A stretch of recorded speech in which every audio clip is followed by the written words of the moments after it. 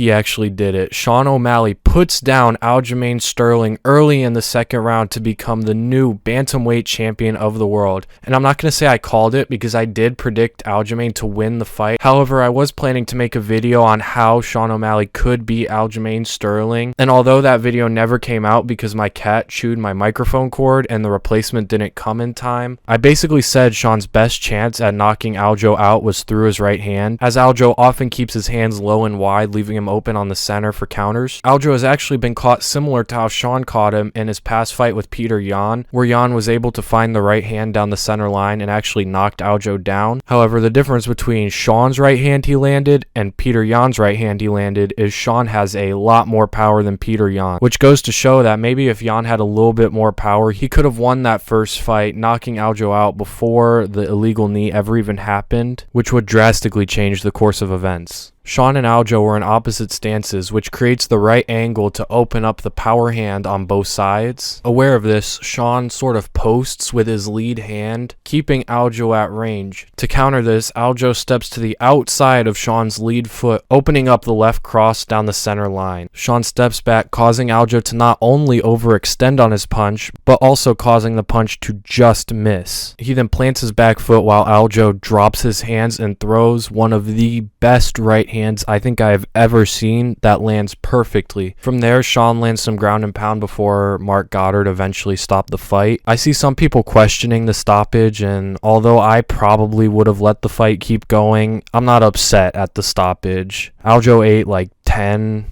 or something unanswered ground and pound shots before the fight was stopped. However, he was still fighting, so I can see both sides. Overall, I think it was a fair stoppage, even though I personally would have let the fight go on a little longer. But how do we get to the ending sequence? The first round was fairly uneventful, with both guys mostly just trying to feel each other out. They were trying to find their range and get their timing down on each other, and because of that, it was a very kick-heavy round where Aljo was landing a lot of leg kicks and Sean was landing a bunch of front kicks, mainly to the body and a few to the leg, while also throwing some jabs, and I believe also a right hand to the body. The leg kicks were by far the most effective tool for Aljo in the first round, because although Sean has improved in his leg kicking defense since the Cheeto fight, he still isn't great at defending leg kicks like we saw in the Pedro Munoz fight and we saw in this fight. Even though Aljo wasn't throwing much behind the leg kicks and he wasn't setting them up, he was more throwing naked leg kicks, they were still landing fairly easily and they were definitely doing some damage. And if Sean can't deal with Aljo's leg kicks, I can only imagine what Cheeto would do in a potential rematch. However, besides not defending the leg kicks, Sean did everything right in this round. His movement was great, his ability to hand trap and stick at range was great, and what he did best at was keeping his back away from the cage. He was constantly pressuring Aljo, and when he wasn't and he would find himself against the cage, he would circle away. Staying away from the fence was crucial in preventing Sean from getting taken down or getting his back taken. This is because Aljo does his best work against the cage. He was able to get Corey Sandhagen's back and finish him against the cage. He was only able to take down Henry Cejudo against the cage, and the majority of his takedowns against Peter Yan also came from against the cage. Aljo definitely displays better wrestling and a better ability to take the fight down when against the cage, as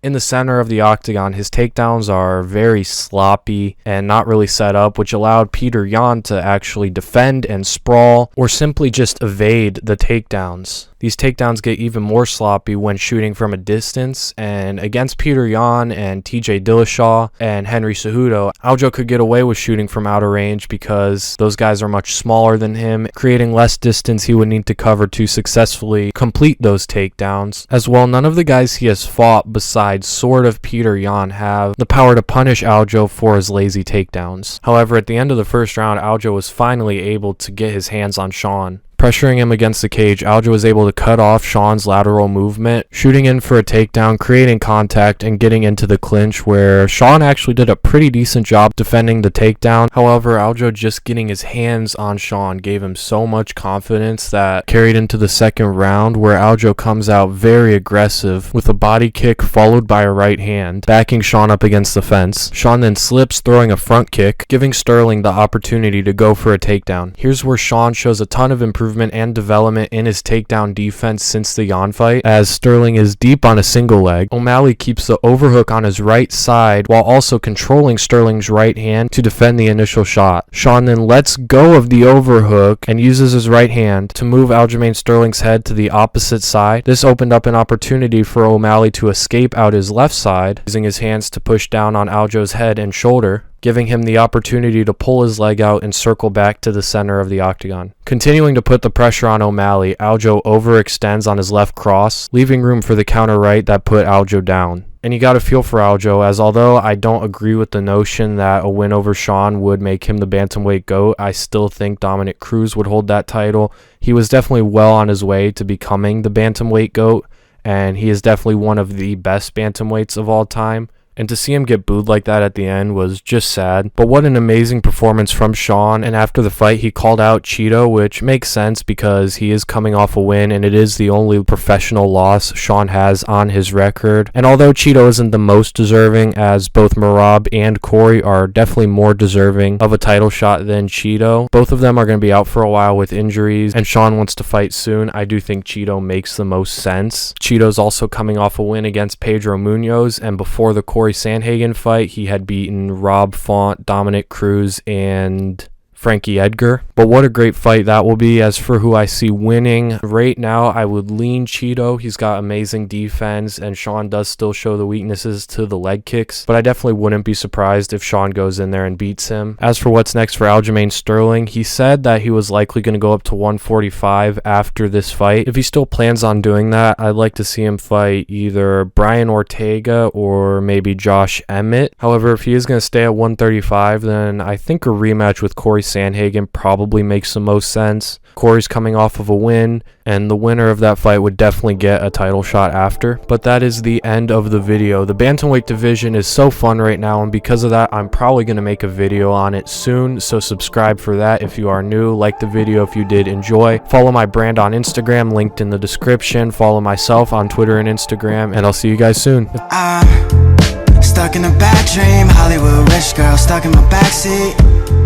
She wanna get at me, but the day's too short, can't let her distract me. Ain't you tired?